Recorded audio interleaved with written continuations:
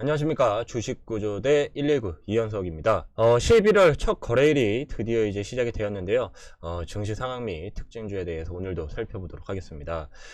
일단 FOMC 회의를 앞두고 글로벌 증시가 좀 혼조세를 보이고 있습니다.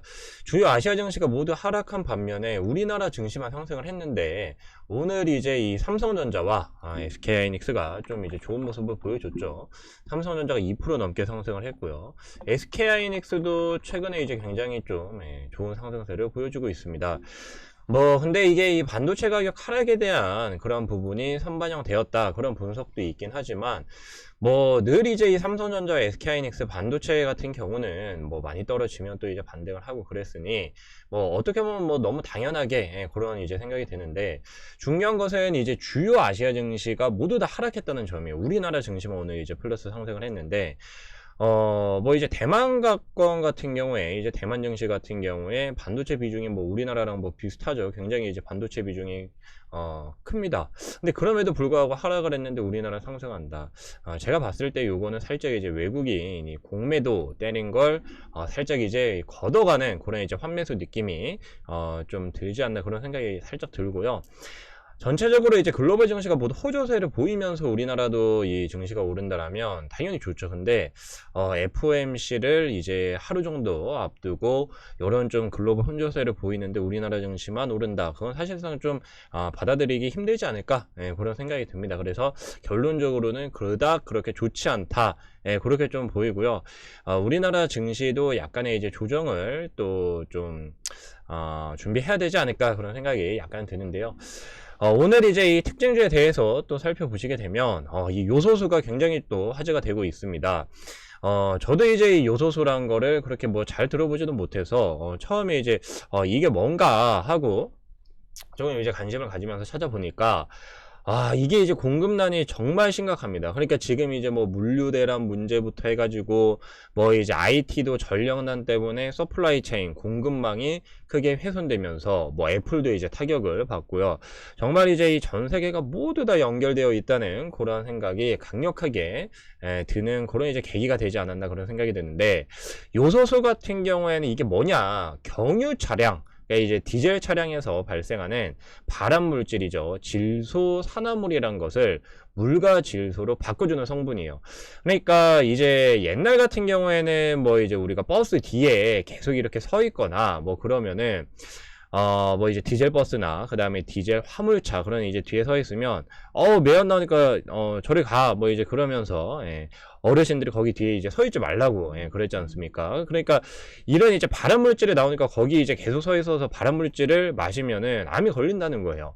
근데, 2013년도인가 이제 그때부터 요 이제 규정이 굉장히 이제 강화가 되면서, 무조건 디젤 차량은 요소수를 필수적으로 그렇게 이제 써야 되게 그렇게 이제 바뀌었습니다. 그래서 물과 질소로 이 발암물질을 바꾸니까 발암물질이 이제 아무것도 아닌 게 되죠. 그래서 이제는 웬만하면 디젤차 뒤에 서 있다라고 해서 나 갑자기 이제 암이 걸려 이제 그런 게 없어졌는데, 디젤 엔진 차량에 당연히 필수입니다. 발암물질을 뿜으면서 다니면 당연히 안 되겠죠. 그래서 이 요소수는 꼭 이제 필요한데, 특히 이제 대형 화물 트럭, 그러한 이제 대형 화물차에 특히나 중요합니다. 근데 이게 문제가 뭐냐면, 국내 요소수의 3분의 2가 중국에서 수입이 돼요.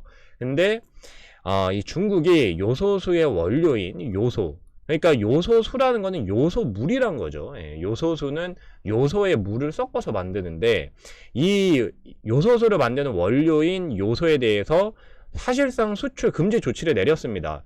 그러니까 너희가 이거 요소를 수출하려면 일정 통과 기준을 이렇게 잘 만족시켜야 된다. 그렇게 이제 중국이 좀 이 수출 제한 조치를 그렇게 이제 실시를 했는데, 사실상 뚜렷한 그런 게 없어요. 그러니까 어떤 기준에 의해서 요게 수출이 안 되고 그런 기준이 없습니다. 그러니까 이제 시장에서는 사실상 수출 금지 조치다, 그렇게 이제 판단을 하고 있고, 실제로 이제 그렇게 생각을 할 수밖에 없는 게요, 이 요소라는 것은 석탄 플랜트를 하는 과정에서 이제 생산이 됩니다. 그러니까 석탄 발전을 하는 과정에서 이제 만들어지는데, 중국이 이제 다들 아시다시피 굉장히 석탄 가격이 폭등을 했죠.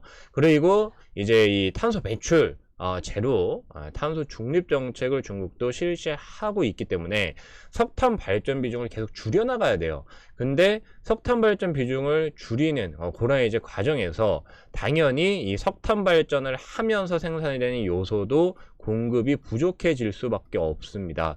근데 이게 문제는 뭐 디젤 승용차 같은 경우는 크게 상관이 없어요. 뭐 1만 5천, 2만 킬로마다 요소수를 보충을 하면 되는데 문제는 이제 화물차입니다. 지금 안 그래도 전 세계적으로 물류 대란이 펼쳐지면서 뭐 요건 뭐 구인난부터 해가지고 뭐 여러 이제 복합적인 문제죠. 근데 화물차가 사실 어떻게 보면 이 물류의 핵심이지 않습니까? 택배. 근데 100km마다 1리터씩 보충을 해줘야 되는데 문제는 요소수가 없으면 이제 100km밖에 못 가는 거예요. 근데 이제 그것보다 더 큰 화물차 같은 경우에는 한 300에서 400km마다 10리터씩을 보충을 해줘야 됩니다. 그러면 뭐 서울에서 이제 부산 한번 단편적으로 이제 찍으면은 편도를 찍으면 한 10리터 정도 보충을 해줘야 되는데 문제는 뭐냐면 지금 2-3개월 전에 1만원 하던 이 요소수가 현재 10만원까지 상승을 했어요. 그러니까 가격이 10배가 뛰어버렸습니다. 뭐 물론 이제 1만원짜리가 10만원 한다라고 해서 이거를 뭐 못 낼 정도냐 그런 건 아니죠. 그러니까 지금 이제 이 반도체 공급난과 비교를 해서 굉장히 좀 뭐 반도체도 아니고 뭐 이깟 뭐 요소의 물탄 게 왜 이렇게 비싸냐 그런 이제 말이 나오고 있는데 그러니까 뭐 만약에 100만원짜리가 가격이 10배가 뛰어서 1000만원이 되면은 이건 아예 쓰지를 못해요. 그렇죠? 100만원짜리도 부담스러운데 1000만원짜리 써야 되니까. 근데 사실 만원짜리가 10만원 된다라고 해서 화물차를 못 옮길 정도의 그런 가격 상승은 아닙니다. 뭐 만원짜리가 한 100만원 되면은 굉장히 이제 타격이 크겠지만 그래서 어떻게 보면 이제 잔잔바리 그런 느낌이 이거 좀 짜증나긴 하는데 뭐 아유 가격이 뭐 이렇게 뭐 뛰었으니까 뭐 더 오르겠어 그러면서 이제 쓰는 거죠. 근데 문제는 뭐냐면 공급이 이거를 공급할 뚜렷한 대응 방안이 없습니다. 그러니까 중국에서 3분의 1을 그동안 수입을 했는데 갑자기 야 우리나라 그 기업들 불러놓고 야 요소수 이거 빨리 만들어 해봤자 이게 지금 당장 만들어지지가 않잖아요. 근데 그래도 이제 증시에서는 그 관련주들이 좀 부각이 되고 있긴 한데 이게 문제는 뭐냐면 야 중국에서 3분의 1 수입해서는 다른 나라 거 이제 써서 그거 보충하면 되잖아.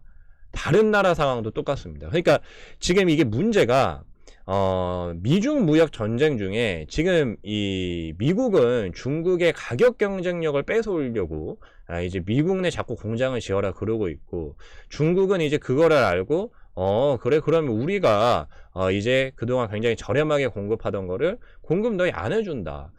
지금 이제 그런 상황이거든요. 그러니까 너희 한번 맛 좀 바랍니다. 그러니까 미국의 맞서는 어떻게 보면 중국의 보복 조치예요. 그러니까 뭐 중국도 이제 자국 내 생산을 더 늘리고 그렇게 한다라고 하면은 당연히 이 공급 물량 풀릴 수 있습니다. 그러니까 러시아 천연가스랑 굉장히 비슷한데 러시아도 천연가스 이제 국내에 차곡차곡 다 쌓아놓고 이제 그게 막 이제 그 재고를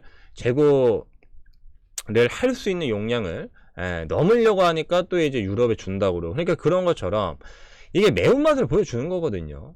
근데 문제는 중국이 세계 공장이기 때문에 우리나라뿐만 아니라 지금 유럽 국가들도 똑같이 요소수 부족 현상이 일어나고 있어요. 그러니까 이게 국내에 한정된 이야기면은 해결 방법이 있습니다. 다른 나라에서 좀 빌려다 쓰면 돼요. 근데 다른 나라 상황도 똑같다. 그리고 요소수 최대 제조업체도 생산 물량을 대폭 줄였다. 그러니까 요거를 보면 또 이제 고려아연이 또 생각이 나는데 고려아연도 지금 최근에 주가가 한번 크게 뛰었었죠. 주가가 크게 한번 뛰었었는데 그때 이제 이 아연 관련된 세계 최대 이 제조 공장 중 한 곳이 뭐 이제 이 유럽에서 생산되는 물량을 절반 가까이 줄이겠다 그러면서 이게 또 급등을 했습니다.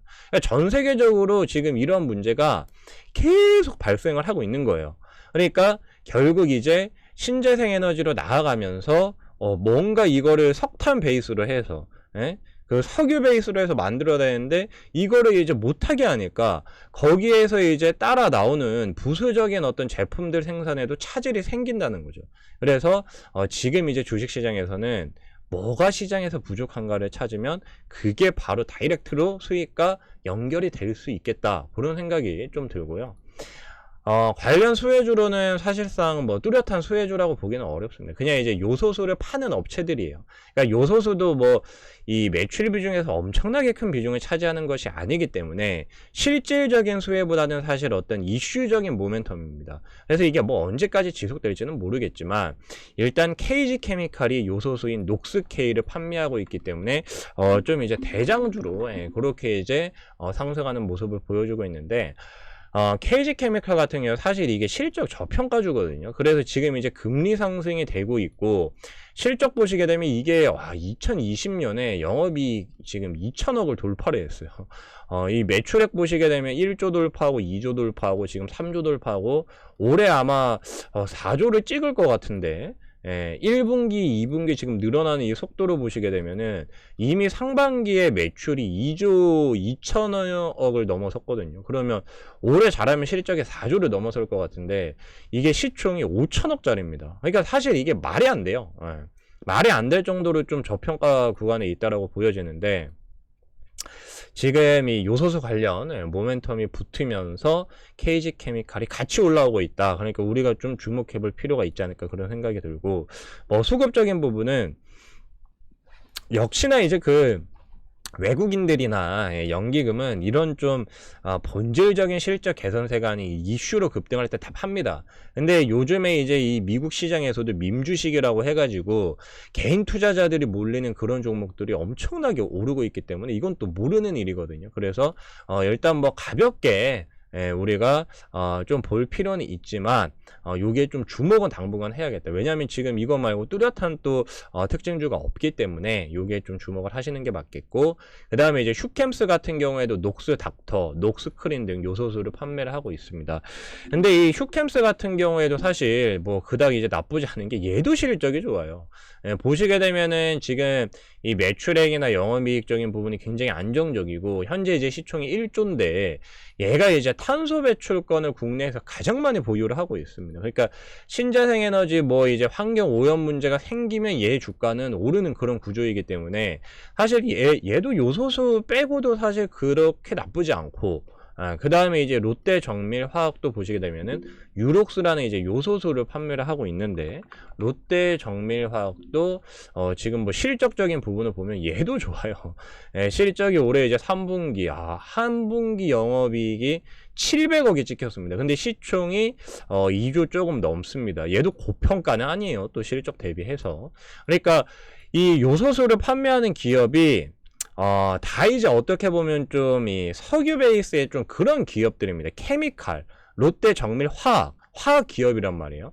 그러니까 이 화학 쪽이다 보니까 실적이 다 괜찮고 그 다음에 이 화학에 대한 피크아웃 논란이 있긴 하지만 또 요소수라는 새로운 모멘텀이 붙으면서 올라가고 있다. 그러니까 즉 이거는 뭐 실적도 크게 뭐 나쁘지도 않고 여기에다가 이슈까지 붙으니까 뭐 좀 더 추가 상승할 수 있겠네. 그런 이제 느낌이 좀 많이 들기 때문에 요렇게 좀 여러분들이 이해를 하시면 될 것 같습니다.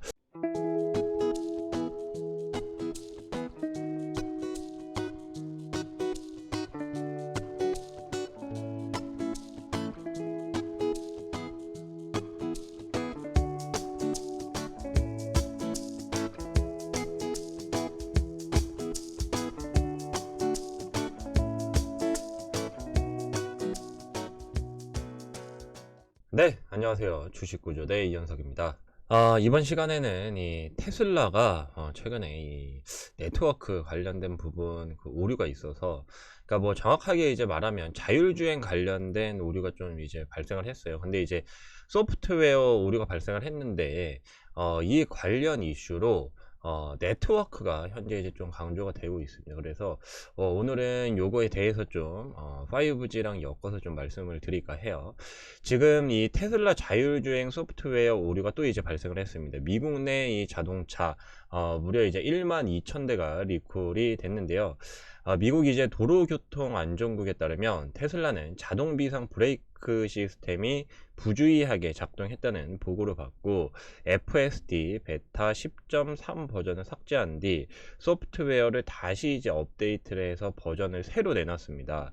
근데 이 미국 도로교통안전국에서는 안정상 결함을 즉시 확인하고 해결하도록 테슬라와의 대화를 계속할 것이라고 그렇게 이제 설명을 했는데, 문제는 이게 안정상의 결함이 이렇게 이제 발생되면은 요게 우리 이제 사람의 목숨과 직접적으로 연결이 될 수밖에 없기 때문에 이런 결함은 정말 치명적이죠. 그쵸? 그러니까 갑자기 이 자동 비상 브레이크 시스템 갑자기 뭐 작동을 해가지고 차가 고속도로 막 100km 넘게 달리는데 갑자기 서버린다던가, 그러면 이게 정말 심각한 사고를 일으킬 수 있습니다. 그 운전자 이제 본인뿐만 아니라 이제 뒤에 따라오는 차량이나 여러 이제 이 교통 환경에 엄청 큰 영향을 미칠 수밖에 없죠. 그래서 이런 부분에 있어서 지금 이 네트워크가 굉장히 강조가 되고 있는데, 로이터는 이번 리콜에 앞서서 미국 도로교통안전국이 테슬라의 주행 보조 시스템인 오토파일럿에 적용된 소프트웨어를 왜 업데이트 하지 않았는지도 질문했다라고 그렇게 이제 보도를 했어요. 그러니까 너희 이거 안정상 결함을 빨리 이렇게 캐치를 했으면 빨리 이거 업데이트를 했어야지, 뭐 이제 그런 식으로 나무랐다는 거죠. 근데 지금 사건 사고들이 계속 끊임없이 일어나고 있습니다. 그러니까 테슬라가 딥러닝 기술을 통해서 알파고에 적용된 그러한 이제 알고리즘이죠. 그러한 혁신적인 기술을 통해서 우리는 뭐 이제 라이다 장비 필요 없고 사진만으로 해가지고 그 이제 뭐 수천 수만 그 이상의 정말 엄청난 데이터를 계속 이제 모아가고 있는데, 2019년식 테슬라 모델 3 차가 정차 중인 경찰차를 들이받는 이러한 이제 사고를 지난 8월에 또 냈었고요.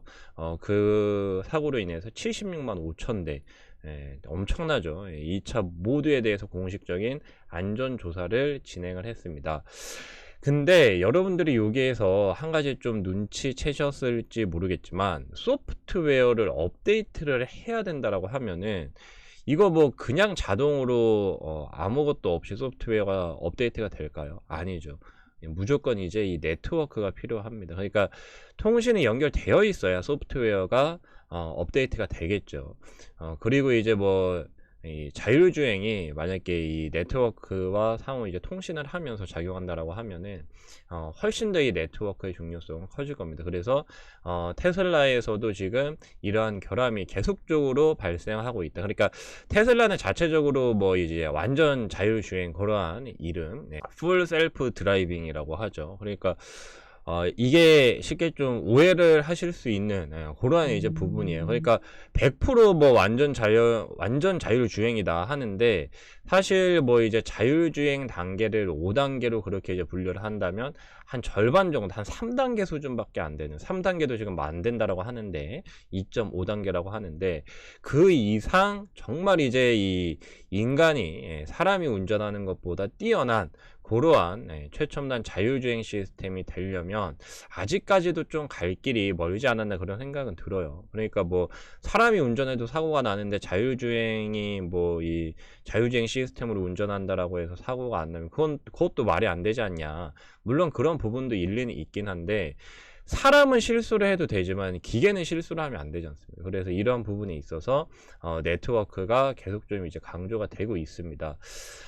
그래서 이 테슬라가 어제 이 소프트웨어 관련된 또 오류로 인해서 마이너스 3%가량 이렇게 이제 하락을 했는데, 어제 이제 엄청 급등한 종목이 하나 있었어요. 바로 이 아리스타 네트워크스라는 기업인데, 뒤에 이제 네트워크가 들어가죠. 그렇죠. 그래서 네트워크 기업인 거는 이제 너무나 우리가 쉽게 알 수 있는데 20%가 넘게 올랐습니다. 그래서 오늘은 이 테슬라와 관련해서 부각되고 있는 네트워크 관련 기업에 대해서 좀 알아볼까 합니다. 앞서 이제 말씀드린 아리스타 네트워크 같은 경우에는 사상 최대 실적을 달성했어요. 사상 최대 3분기 실적, 그리고 매출을 달성했습니다. 그래서 뭐 주가 보시게 되면은 156.63불이 이때 코로나가 발생하고 최저치를 찍었는데 지금 500불이 넘었어요. 지금 20% 넘게 뛰면서 왜 이렇게 뛰었냐 보니까 사상 최대 실적을 달성을 했다. 그러니까 이게 뭐 지금 뭐 메타버스나 그 다음에 어떤 NFT 관련된 그런 이제 사업을 진행하는 기업들. 예, 오늘 이제 이 위메이드 실적도 발표가 됐는데요. 시장의 컨센은 크게 하회를 했음에도 불구하고 상승을 하고 있습니다. 근데 이거는 사실 좀 받아들이기가 힘들죠. 그렇죠. 항상 이 주가에서 가장 중요한 거는 실적 따라서 주가가 간다는 것은 너무나 이제 당연하고, 그게 이제 실적이 과거의 실적이 아니라 미래의 실적을 따라서 가기 때문에 미래의 실적을 우리가 얼마나 잘 예상하는지가 그게 이제 관건인데요.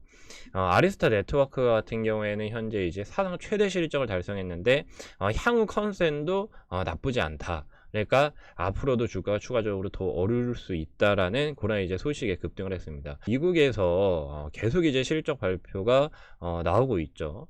80%가 넘는 기업이 어닝 서프라이즈를 기록을 하면서 굉장히 좋은 실적 증가세를 보여주고 있는데, 문제는 이게 피크면 어떡하냐는 그런 이제 논란이 끊이지 않고 있습니다. 그러니까 이 실적이 지금 당장은 잘 나와서 주가가 요만큼 올라왔는데, 여기에서 지금 실적은 사실 3분기잖아요. 그러면은 지금 3분기 말고 4분기 때 꺾이는 거 아니야 하고 주가가 오히려 내려가는 경우가 있다는 거죠. 그래서 현재 실적이 아니라 이 미래의 실적이 미리 이렇게 반영이 된다는 거를 우리가 꼭 기억을 해야 됩니다. 근데 그러한 것을 봤을 때 현재 실적 잘 나오면서 주가가 더 가네, 이러한 기업들을 우리가 눈여겨봐야 된다는 거죠. 반면에 현재 실적이 잘 나왔는데 주가가 꼬꾸라지는 이러한 기업들은 4분기 실적에 대한 우려감이 매우 크기 때문이고, 이러한 부분은 우리가 꼭 체크를 해봐야 된다. 그러니까 4분기에 정말 이게 안 좋아질지, 그거를 물론 이 미래의 일은 아무도 예상하기 힘들지만 노력은 해봐야 된다. 그렇게 좀 말씀드리겠습니다. 그래서 일단 아리스타 네트워크 이 기업이 급등을 했는데, 그러면 이 기업이 주로 이제 하는 일은 무엇인가? 주요 이제 제품군을 보면 명확하게 나옵니다. 라우터, 클라우드, 비전. 그러니까 클라우드 관련된 사업도 영위를 하고 있고, 그 다음에 우리가 많이 보던 거죠. 와이파이, 기계 같은 겁니다. 단말기 같은 거고, 여기 이제 스위칭, 그 다음에 모듈러, 시스템, 여기도 이제 스위치 이렇게 되어 있죠. 그러니까 요게 이제 유선 장비, 네트워크 관련된 그런 이제 장비 회사다. 이 제품군을 보면은 명확하게 우리가 이해를 할 수 있습니다. 그러니까 이런 제품들이 지금 많이 팔리면서 3분기 지금 사상 최대 실적이 나온 거예요. 요 이제 와이파이 요런 이제 기계도 그렇고. 그러니까 결국은 뭐냐면 미국이 네트워크 투자가 활발하게 이루어지고 있구나, 이런 부분을 우리가 직간접적으로 좀 알 수 있는 것이죠. 그래서 실적도 잘 나오고 주가도 잘 간다, 이러한 이제 제품군들이 판매가 잘 되었구나, 그렇게 이해를 하시면 될 것 같습니다. 근데 이 하나의 기업만 그렇게 됐냐, 제가 하나의 기업만 그렇게 급등했다라고 해서 네트워크가 지금 굉장히 부각되고 있다, 그렇게 말씀은 당연히 안 드리겠죠. 지금 아리스타 관련 이 네트워크 기업뿐만 아니라 다른 네트워크 기업도 함께 보시면요, 마찬가지로 주가가 거의 이제 사상 최고치에 근접을 했거나 이미 사상 최고치를 돌파하는 그런 굉장히 좋은 모습을 보여주고 있습니다. 지금 이 회사는 주니퍼 네트워크스라는, 마찬가지로 뒤에 또 네트워크가 들어가죠. 그렇죠. 네트워크 회사입니다. 근데 지금 주가를 보시게 되면요, 2016년도에 이때 32.39불까지 찍고 지금 거의 한 5년 동안 이 고점을 돌파를 하지 못했어요. 계속 이제 주가가 이 아래에서 머무는 그런 모습이 나왔었는데, 심지어 이 코로나 터지고 15불까지 이렇게 이제 반토막이 났습니다. 근데 지금 이게 다시 여기까지 올라왔다. 그러니까 참 이게 코로나도 그렇고 증시는 사실 늘 흔들리지 않습니까? 최근에도 우리나라 증시 같은 경우에 그닥 좋지 않고, 미국 증시는 또 굉장히 견고한데, 미국 증시가 견고해도 사실 빠지는 기업들은 빠져요. 매일 오르는 기업이 나오고 매일 빠지는 또 기업이 나오기 때문에, 시장에 따라서 무조건 이거 기업이 오른다, 종목이 요거는 또 내려간다, 그렇게 보시지 말고 시장과 상관없이 오를 수 있는 기업을 우리가 좀 잘 선정을 해 놓으시고, 만약에 이제 시장이 조금 하락을 하면서 내가 보유하고 있는 종목이 이거는 무조건 오를 수밖에 없다라고 내가 분석을 하고 생각을 해 놨었는데, 그 기업이 만약에 하락을 하게 된다라고 하면은 그 기업은 당연히 사야죠. 그렇죠? 그러니까 세일한다라고 생각을 하시면 되겠죠. 근데 지금 이 네트워크 관련된 기업들을 보면은 결국 그때가 세일 기간이었다. 그러니까 코로나 터지고 그 다음에 뭐 증시 뭐 조정 받고 그럴 때마다 세일 구간이었다. 근데 지나고 나서야 그게 세일 구간이었다. 그거를 아니까 사실 뭐 백화점 세일이랑은 좀 이제 달라요. 그렇죠? 백화점 세일 같은 경우에 뭐 누가 봐도 지금 세일한다, 많이 와서 사세요, 그건데 주식은 그렇게 안 되니까 그게 좀 이제 다른 점이죠. 근데 뭐 이런 네트워크 관련된 부분 5G 투자는 사실 뭐 이야기가 너무 많이 나왔고, 국내 이제 또 그 5G 장비 기업 투자하시는 분들도 굉장히 많으실 텐데, 하여튼 지금 이 미국 네트워크 기업들 주가가 상당히 좋다는 거예요. 지금 보시게 되면은 그때 이제 5년 전 최고점까지 거의 이제 근접을 했고요. 만약에 이제 여기에서 추가적으로 주가의 상승이 더 좀 이어진다라고 하면은 사상 최고치를 경신을 합니다. 앞에서 봤던 아리스타 네트워크스랑 똑같아요. 그래서 지금 네트워크 관련된 기업들이 이렇게 다 굉장히 좀 부각되고 있는 모습이 보이는데, 이 주니퍼 네트워크스 이 기업도 마찬가지로 제가 홈페이지에 들어가서 요 이제 제품군 사진을 가지고 왔습니다. 보시게 되면은 앞에서 본 뭐 라우터, 그 다음에 스위칭, 요런 이제 제품 똑같이 생겼죠. 그쵸? 그리고 이름도 똑같아요. 통신 장비가 지금 불티나게 팔리고 있다. 그렇기 때문에 실적이 굉장히 잘 나오고 있다. 그렇게 이제 보시면 되겠고, 영어 뭐 굉장히 복잡한데요. 요거 뭐 한 번씩 그 사이트에 들어가셔서 읽어보셔도 됩니다. 뭐 이거 말고 또 다른 사업을 진행하고 있기도 하기 때문에 뭐 매출 비중이나 그 다음에 뭐 자세한 부분은 아래 링크를 통해서 들어오시면 제가 또 추가적으로 시간이 되는 한 또 설명을 드리도록 하겠습니다. 그래서 뭐 굉장히 좀 좋은데 이게 끝이냐? 그렇지 않죠. 미국의 정말 뭐 우리나라랑 비교할 수 없을 만큼 정말 이제 다양한 기업들이 있고, 그 다음에 뭐 이 네트워크 관련된 기업도 사실 많아요. 많은데 뭐 뒤에서 이제 또 기사 관련해 가지고 또 나옵니다. 근데 뭐 짧게 또 말씀을 드리면, 미국은 시장 대비 어떤 통신 장비 회사, 세계적인 통신 장비 회사가 사실 없습니다. 그러니까 뭐 중국의 화웨이 계속 이제 미국이 견제를 하고 있고, 뭐 차이나텔레콤 아예 이제 미국 내 사업을 못하게 그렇게 이제 막아버렸는데, 뭐 에릭슨이나 노키아 그런 어떤 글로벌 통신 장비 회사가 사실 없어요.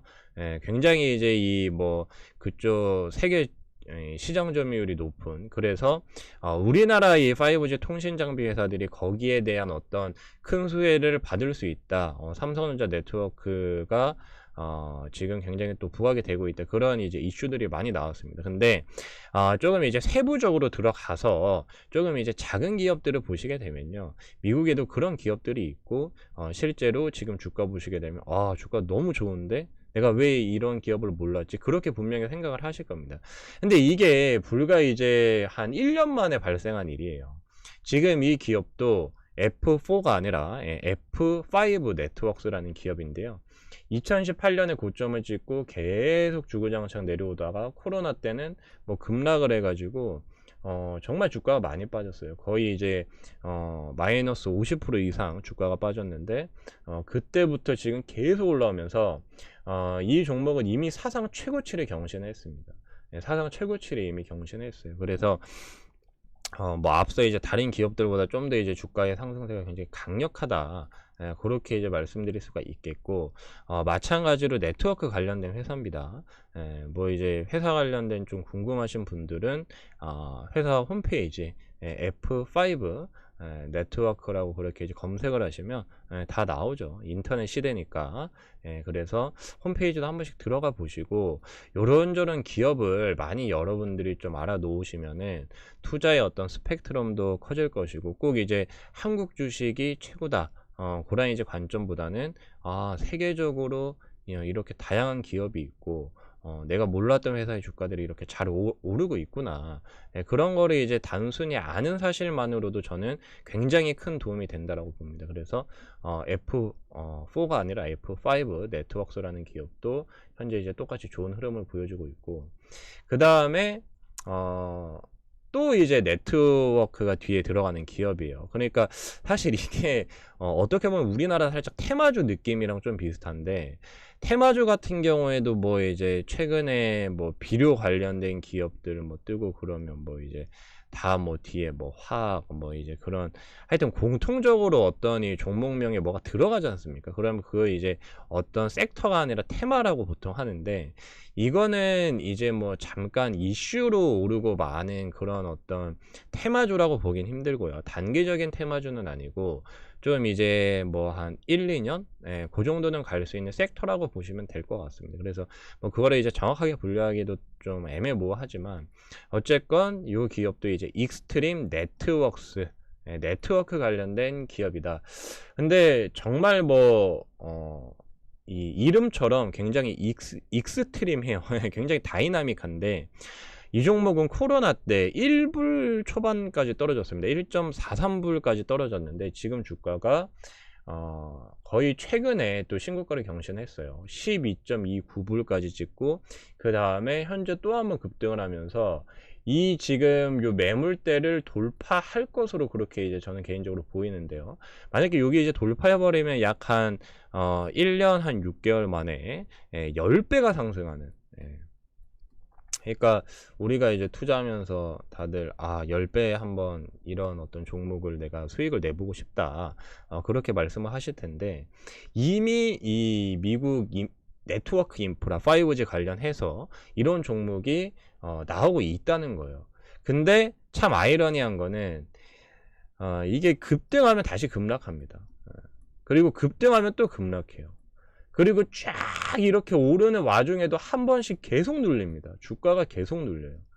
그러면 이거를 우리가 뭐 짧게 하루 이틀 단위로 단타를 해가지고 이 10배 수익을 낼 수 있냐? 이거 절대 못 낸다는 거예요. 보시게 되면 오르고 한 달 지나니까 제자리야.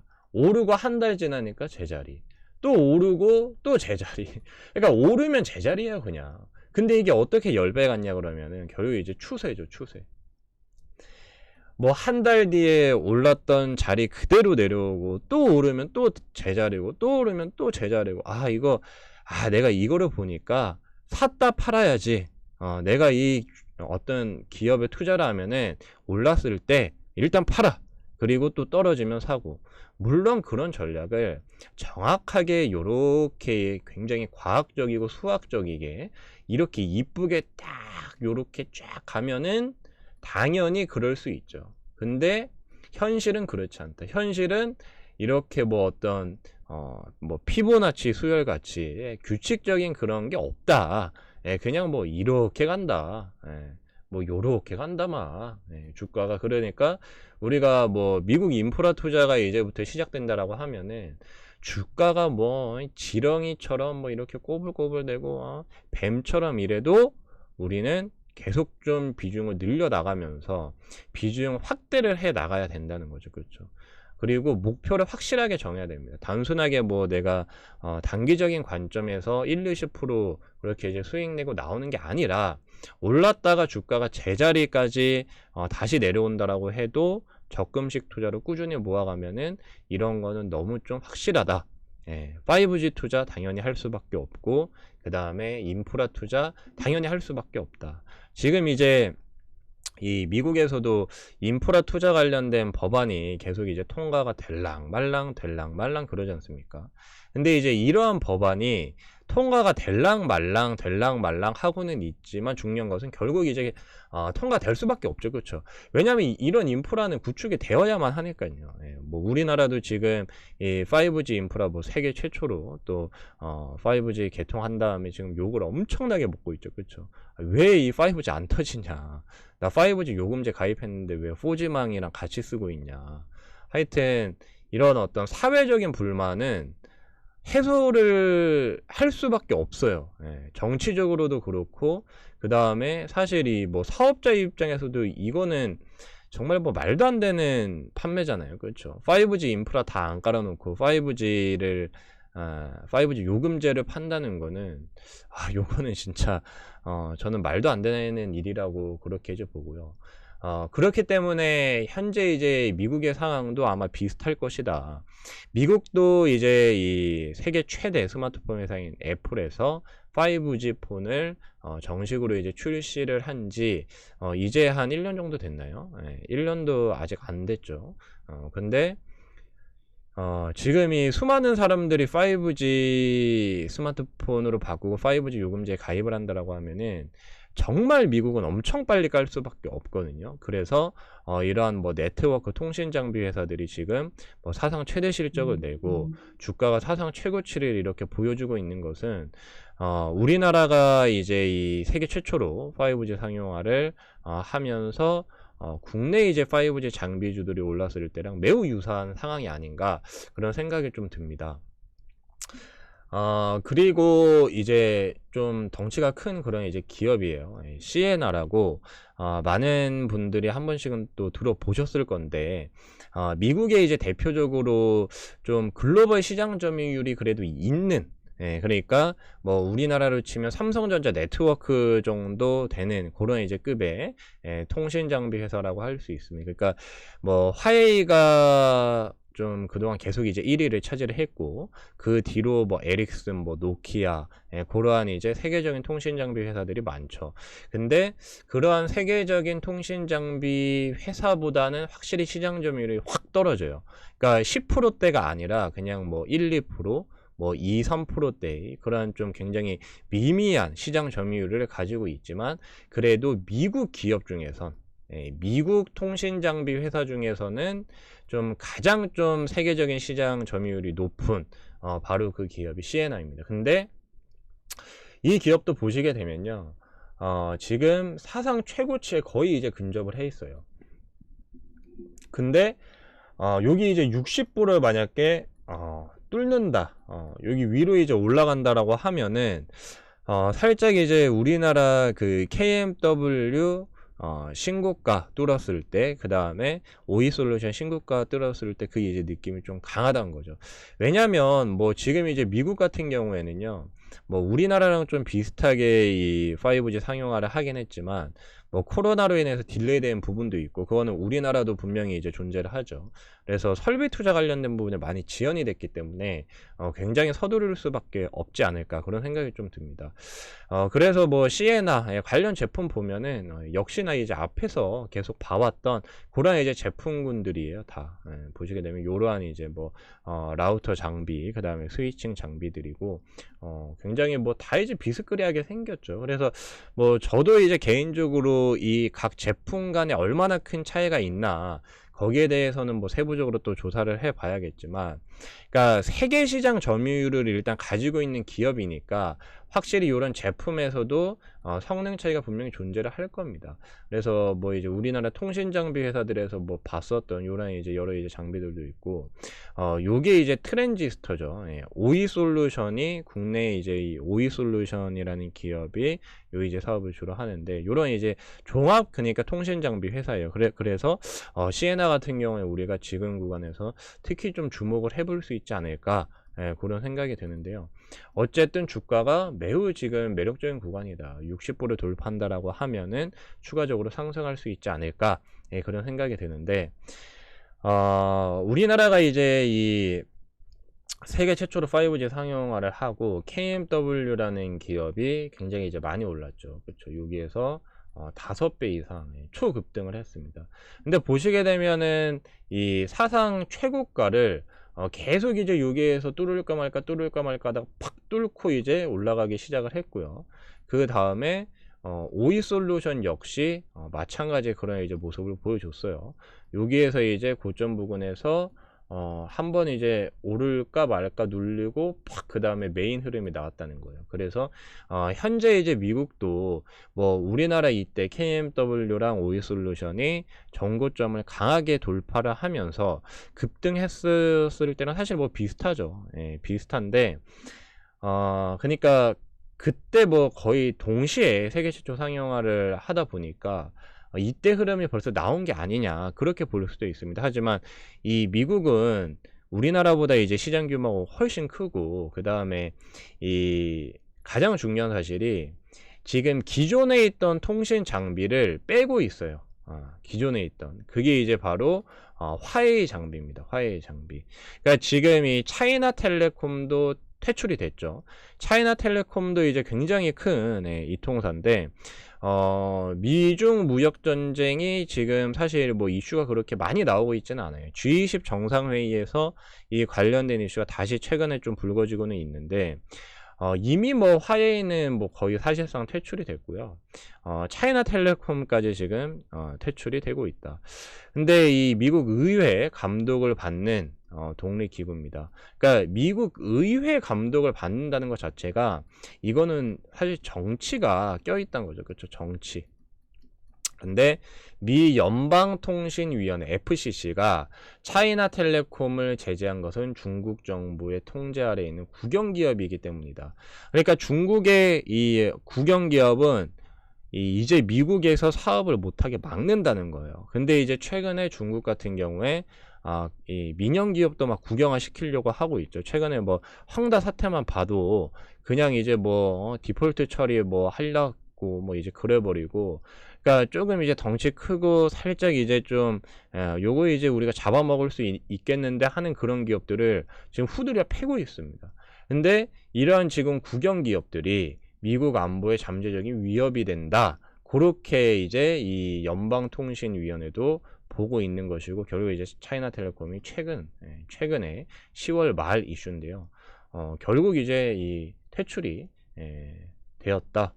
그래서 결론적으로는 제2의 화웨이가 되고 있다. 그렇게 이제 볼 수가 있는데, 60일 이내로 모든 서비스를 종료해야 된다라고 하니까 올해 이제 말까지예요. 올해 이제 이후에는 더 이상 이 미국의 요런 이제 통신 장비 회사, 그 다음에 이런 어떤 통신사 중에 중국 국영 기업은 싹 사라진다. 그렇게 보시면 되겠고요. 국가 안보, 미국은 늘 그랬지만 국가 안보를 위협하는 것에 대해서는 초당적인 이 발의를 합니다. 그러니까 뭐 민주당도 그렇고 공화당도 그렇고 국가 안보에 위협이 되는데, 그러면 얄짤 없어요. 그냥 무조건 이제 아웃인 거죠. 그래서 이런 부분을 봤을 때 현재 이제 이 미중 무역 전쟁의 가장 좀 핵심적인 부분으로 화웨이가 거론이 됐었고, 그 다음에 차례차례 그 순서를 밟고 나가고 있다. 그렇게 이제 볼 수가 있어요. 그래서 결국 이제 미국 내 화웨이 장비 퇴출이라는 압박까지 현재 이제 확대가 됐는데, 이게 지금 2019년 8월 이 통사의 화웨이 장비를 전면 교체를 하도록 명령을 했거든요. 요게 근데 약 한 2년 전 일인데, 사실 이 화웨이 시장 점유율이 전 세계적으로 이제 1위다 보니까 아마 이거를 바꾸는데 시간이 많이 걸릴 거예요. 그리고 기존에 있던 화웨이 장비를 다른 걸로 다 바꾸면 그 교체 수요가 여러분 아마 상상을 초월할 겁니다. 뭐 물론 이제 이 미국이 화웨이 장비만 다 쓰는 것은 아니기 때문에 뭐 이제 규모면으로 봤을 때 생각보다는 적을지도 모르겠지만, 화웨이 장비를 다른 장비로 일단 다 바꿔야 된다는 사실은 확실한 거죠. 그렇죠? 그러면 거기에 대한 추가적인 어떤 수요, 그 다음에 반사 이익적인 부분을 생각을 해보면은 당연히 이런 부분이 굉장히 매력적일 수밖에 없다. 누구에게? 뭐 우리나라를 비롯한 뭐 노키아, 에릭슨, 그런 이제 통신 장비 회사에 굉장히 긍정적일 수밖에 없다. 그리고 특히 지금 미국은 사실 리쇼어링 정책, 트럼프 때도 그렇고 모든 것을 자국에서 만들어서 자국 내에서 해결을 하고 싶어 합니다. 그러니까 제조업을 다시 미국 내로 가지고 오고 싶어 하는 거예요. 왜냐하면 지금 이제 이 물류 대란을 겪으면서 미국이 이제 생각을 한 게, 이 중국을 내가 이 세계 공장으로 키워줬는데 얘네가 지금 다른 생각을 하네? 어쩌 요것 봐라. 지금 이제 그렇게 되어가고 있는 거예요. 그래서 반도체도 지금 인텔한테 파운드리 너희 만들어라. 그러고 있고, 그 다음에 여타 이제 공장들, 뭐 우리나라 이 배터리 공장도 미국 내에 지어야 너희 거 쓸 수 있다, 뭐 그렇게 이제 엄청난 압박을 가하고 있죠. 그렇기 때문에 지금 뭐 우리나라 이 통신 장비 회사들도 물론 이제 미국의 어떤 반사이익을 얻을 수 있는데요. 미국의 통신 장비 회사들이 최대의 반사이익을 누린다는 것은 뭐 말할 필요도 없다. 이건 너무나 당연한 것이다. 그래서 현재 이 미국의 앞서 이제 말씀드린 네트워크 관련된 회사들을 특히 좀 우리가 눈여겨봐야 되지 않을까, 그런 생각이 들고요. 이 코트라에서 나온 기사인데요. 미국이 오픈랜 5G 통신망 전환 중에 있다. 이게 이제 6월 24일 날 이런 이제 기사가 나왔습니다. 근데 이제 뭐 쭉 읽어보면 미국 화웨이 제재 같은 경우에는 이제 앞서 말씀드린 부분이에요. 2019년 5G 네트워크, 요게 이제 도입된 이후로 지난 3년간 미국은 국가 주도적으로 중국산 통신 장비 사용에 대한 규제를 강화해왔다. 그러니까 국가 주도적으로 강화를 해왔다는 부분이 중요하죠. 그래서 이 5G 통신 장비를 포함한 화웨이의 모든 제품과 관련하여 수출 관리 규정을 통해 세 차례 개정하면서 화웨이 제품의 대미 수급을 통제해왔다. 그래서 뭐 화웨이 및 해외 소재 계열에서 114개 기업을 수출 통제 제재 리스트에 포함을 시키고 2020년 5월에는 해외 직접 생산품 규칙 개정안을 발표했다. 그렇게 이제 말을 하고 있습니다. 그래서 화웨이가 조금이라도 껴있으면 아예 안 돼. 심지어 이제 설계한 것도 안 돼. 제조한 것은 당연히 안 되고요. 그 다음에 화웨이 설계를 기반으로 미국 밖에서 생산된 물품이 화웨이의 수출, 재수출 및 이전 시 미국 상무부의 승인을 받도록 하였다. 그러니까 화웨이를 뭐 통하면 이제 아예 안 된다는 거예요. 그러니까 화웨이가 지금 난리가 났 거죠. 그래서 지금 이 화웨이 장비를 다른 업계 통신 장비를 교체할 수 있게끔 일정 기간 유예하는 임시 일반 면허 발급까지 요걸 이제 해주면서 화웨이 통신 장비 사용 기간을 단기간에는 허가해 주고 있지만 이거를 최대한 빨리 바꾸라고 그렇게 이제 엄청난 압박을 가하고 있습니다. 근데 이 면허도 2020년 8월부로 만료가 되었다는 점. 그러니까 이제는 화웨이 장비를 다 안 쓰고 있겠죠. 그러니까 뭐 앞서 이제 말씀드린 네트워크 장비주들이 화웨이 반사이익으로 실적이 사상 최대 실적을 막 기록하고 그런 겁니다. 그러니까 우리가 이제 뭐 몰랐을 뿐이지 물밑에서는 이제 이러한 일들이 계속 이제 벌어지고 있었던 것이고요. 그 다음에 여기에서 이제 좀 중요한 부분이 나오는데 왜 이렇게 미국 정부가 중국 통신 장비 수입에 제재를 가하는가? 사실 이게 좀 핵심적이라고 볼 수가 있겠습니다. 이 5G 기반으로 자율주행, 사물 인터넷, 로봇, 스마트 시티 등 이 신산업, 그러니까 즉 우리가 말하는 4차 산업혁명하고 다 연관이 되어 있다 보니까 5G 기술이 적용되지 않는 사업은 찾기가 힘들어요. 네트워크는 뭐 그렇죠. 우리가 쓰는 인터넷만 해도 그렇고. 그러니까 중국을 우리가 제재를 가할 수밖에 없다. 미국은 당연히 이제 그렇게 말을 하고 있는 거고요. 2020년 통신장비 시장 점유율을 발표를 보시게 되면요. 화웨이가 여전히 1등이었습니다. 그리고 그 뒤를 노키아, 에릭슨이 따라가고 있는데 노키아, 에릭슨을 합쳐도 사실 2020년 기준으로는 화웨이에 못 당하기 때문에 화웨이가 정말 엄청난 시장을 장악하고 있었죠. 그리고 이제 중국의 ZTE가 10%, 그 다음에 미국 시스코랑 시에나가 이렇게 나오는데 시에나 앞에서 말씀드렸죠. 이 미국 통신장비 회사 중에 그래도 좀 어떻게 보면 가장 세계적인 그 시장 점유율을 가지고 있다. 시스코도 이제 마찬가지고요. 그래서 시스코랑 시에나 주목을 꼭 우리가 해야겠고요. 오픈랜이란 것은 좀 복잡할 수 있는데 그냥 이제 개방형 네트워크 표준을 도입을 해서 통신 장비를 각기 다른 기업으로부터 구입해도 상호 호환이 가능해진다는 거예요. 그러니까 이전에 화웨이 장비를 쓰다가 지금 이제 다른 어떤 이 통신 장비를 쓰게 되면은 원래는 호환이 힘들었는데 오픈란을 통해서 그게 이제 가능해졌다. 그러니까 화웨이 안 써도 된다 그런 거죠. 기존의 통신 장비 기업에 대한 의존도를 낮추면서 우리나라 기업들도 확실히 그에 대한 수혜가 예상되어지고 있다. 그리고 미국이 통신장비 회사들의 실적이 좋아지고 있는 만큼 우리나라 통신장비 회사들도 좋아지고 있다. 그렇게 이제 보시면 되겠고, 마지막으로 요거는 이제 시에나 재무제표입니다. 근데 보시게 되면은 약 한 10년 동안요 매출액이 줄어든 적이 없어요. 2020년 코로나 때도 크게 줄어든 게 없습니다. 마이너스 1%밖에 안 줄었어요. 그러니까 엄청난 기업이죠. 그리고 지금 이 영업이익 같은 경우에 정말 폭발적으로 계속 늘어나고 있는 만큼 시에나 굉장히 현재 실적적인 부분도 좋고 성장성은 좋고 현재 주가도 굉장히 매력적이다. 마지막으로 그렇게 좀 말씀을 드리도록 하겠습니다. 그래서 오늘의 결론은 네트워크 인프라 매우 중요하다. 지금 미중 무역 전쟁 최대 수혜주로 또 부각이 되고 있는 만큼 여기에 주목해 보시면 좋을 것 같습니다. 네, 그러면 추가적인 정보나 투자 전략 자세한 부분은 아래 링크를 통해서 입장을 하시면 확인하실 수가 있고요. 저는 다음에 또 뵙도록 하겠습니다. 감사합니다.